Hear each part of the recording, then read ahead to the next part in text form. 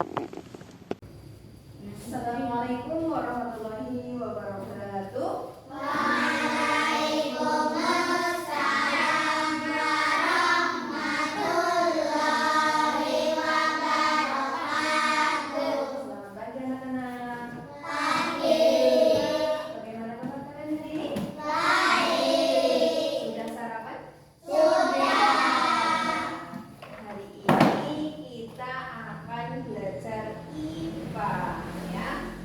Kemarin kita belajar tentang ciri-ciri makhluk hidup. Sekarang kita akan belajar tentang siklus hidup pada makhluk hidup. Coba di buku kalian dibuka halaman 27 ya.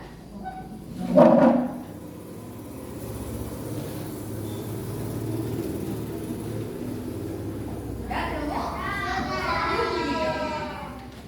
Jadi pada materi ini kita akan belajar apa saja.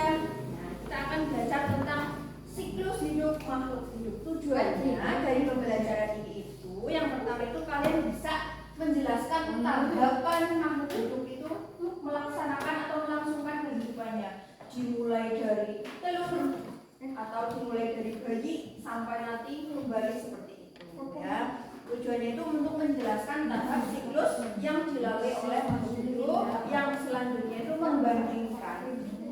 membandingkan siklus hidup pada manusia, hewan dan tumbuhan.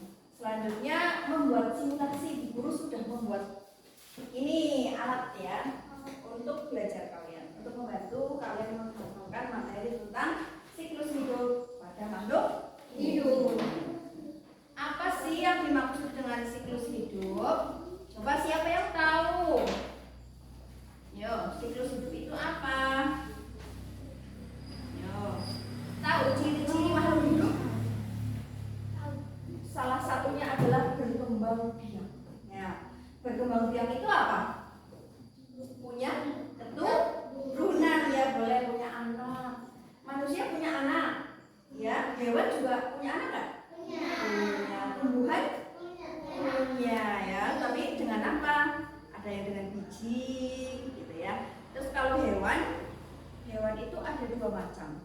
Yang pertama, oh ya, dengan bertelur bisa. Terus ada lagi dengan cara apa? Melahirkan. Kalau manusia dengan cara apa? Melahirkan. Ya.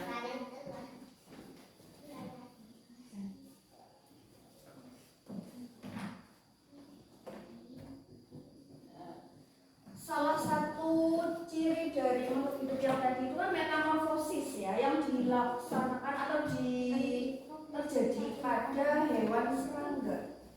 Ya. Kalian tahu hewan serangga contohnya apa?